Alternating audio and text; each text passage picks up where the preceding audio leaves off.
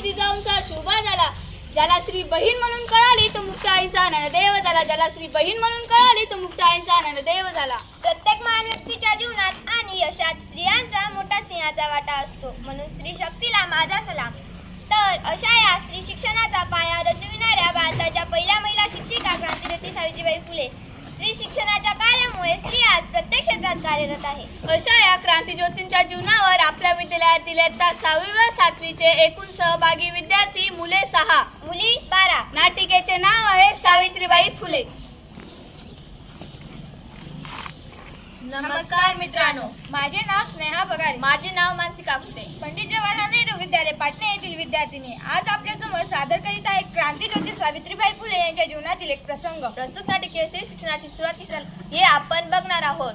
नाट्य रूपात. अगं बाई, आपण पाहतोय पुरुष मुले शाळेत जातात, शिकतात, पुस्तके वाचू लागतात, पण मुली का जात नसतील बरे? अगं बाई, तुला माहित नाही का, मुलींच्या शिक्षणाला परवानगी नाही, स्त्रियांच्या शिक्षणाला मान्यता नाही. स्त्रीचे जीवन म्हणजे फक्त चूल आणि मूल एवढेच आहे. पण बाई, आपल्याला पण शिक्षण मिळायलाच पाहिजे. शिक्षण हे समाज परिवर्तनाचे माध्यम आहे. काही विशिष्ट लोकांच्या शिक्षणाने समाज बदलणार नाही. त्यासाठी सर्व दीनदलितांना, गोरगरिबांना, स्त्रियांना, मुलींना शिक्षण मिळायलाच हवे. तेव्हा खऱ्या अर्थाने समाज बदलेल, क्रांती घडेल. स्त्री जातीच्या मुक्तीसाठी आले महात्मा फुले ग.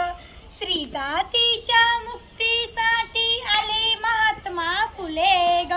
आले महात्मा फुले, मुलींचे शिक्षण केले खुले ग. आले महात्मा फुले, मुलींचे शिक्षण केले खुले ग. संख्या मुलींची वाढली, शाळापुरींची काढली. संख्या मुलींची वाढली, शाळापुरींची काढली. तेव्हापासून शिकू लागली गोरगरिबांची मुले ग. तेव्हापासून शिकू लागली गोरगरिबांची मुले ग. आले महात्मा फुले, मुलींचे शिक्षण केले खुले ग. आले महात्मा फुले, मुलींचे शिक्षण केले खुले ग. आई ग, आज खूप दमले, जरा आराम करावासे वाटतोय. सावित्री, अगं सावित्री, काय झालं तुला? तू का झोपलीस? तुला किती ताप आलाय? चल आपण डॉक्टरांकडे जाऊ. माझा ताप असा निघून जाईल. अहो, तुम्ही ऐकाल का? काय? मला एक नवीन साडी आणा. ठीक आहे, आणतो तुला एक नवीन साडी. मी जाते जेवण बनवायला. अरे माझी सावित्री तर अशी साडीसाठी हट्ट धरून बसणारी नाही.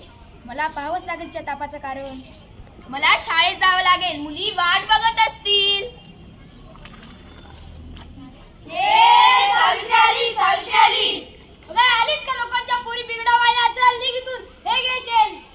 अगं मामा, आलीस का परत लोकांच्या पोरी बाळींना नांदी लावायला? चल निघ इथून. हे घे पाणी. अगं मूर्खबाई, कांच्या पोरी बिघडवतेस? ते कुठे शिकून करून मोठे दिवे लावणार आहेत? हे घे चिकन.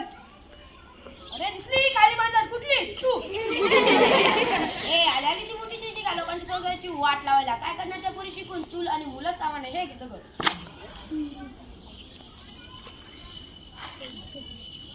माझ्यावर किती अत्याचार झाला तरी चालेल, पण मी माझ्या मुलींना शिकवल्याशिवाय राहणार नाही.